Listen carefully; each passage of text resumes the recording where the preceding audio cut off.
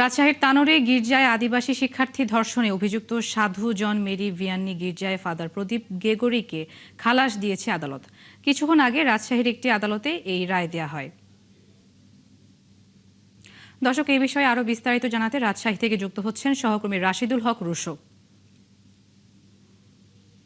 Russo, মামলার রায় তো প্রকাশ পেল, তো এই রায় শোনার পর কি প্রতিক্রিয়া জানিয়েছেন নির্যাতিত পরিবারের মেয়েটির পরিবার এবং আইনজীবীরা কি বলছেন?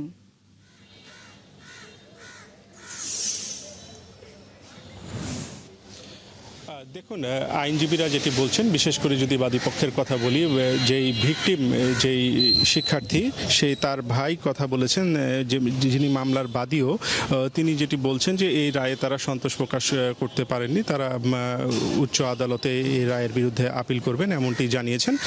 পাশাপাশি বিবাদী পক্ষের আইনজীবী অর্থাৎ আসামি পক্ষের আইনজীবী তিনি বলেছেন যে তার যে মক্কেল গির্জার ফাদার প্রদীপ গেগরি, তাকে আসলে উদ্দেশ্যমূলকভাবে হেয় প্রতিপন্ন করার জন্য, তার সম্মানহানি করার জন্য কিন্তু তার বিরুদ্ধে এই ধরনের মামলা করা হয়েছিল এবং আজকে রায়ের মাধ্যমে সেটি প্রমাণিত হলো।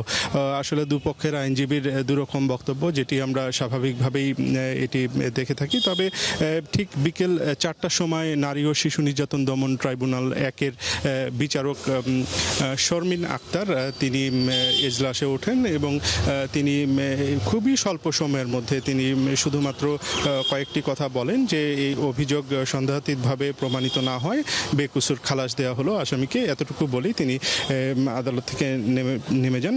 তো এর পরপরই আসলে সবাই বাহিরে আসার পরে গণমাধ্যমে কথা বলেন, বিশেষ করে যে ফাদার তিনিও কিন্তু কথা বলেছেন। তিনি বলছেন যে 6 বছর ধরে তার উপরে এক ধরনের যে এই বিষয়গুলো গেছে, তিনি আজকে সেখান থেকে মুক্তি পেলেন, তিনি এমনটি জানিয়েছেন।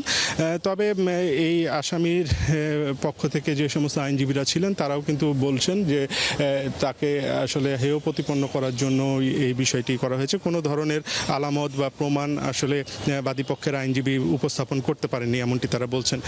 এদিকে এই কোর্টের এই ট্রাইব্যুনালের পিপি এবং যে বাদীপক্ষের আইনজীবী তারা বলছেন যে এই রায়টি যখন পূর্ণাঙ্গভাবে তারা হাতে পাবেন, এরপরে তারা বিষয়টি পর্যালোচনা করে তারা এই রায়ের যে বিরুদ্ধে যে আপিল, সেই আপিলের তারা পদক্ষেপ নেবেন এমনটি কিন্তু তারা জানাচ্ছেন। অসংখ্য ধন্যবাদ আপনাকে।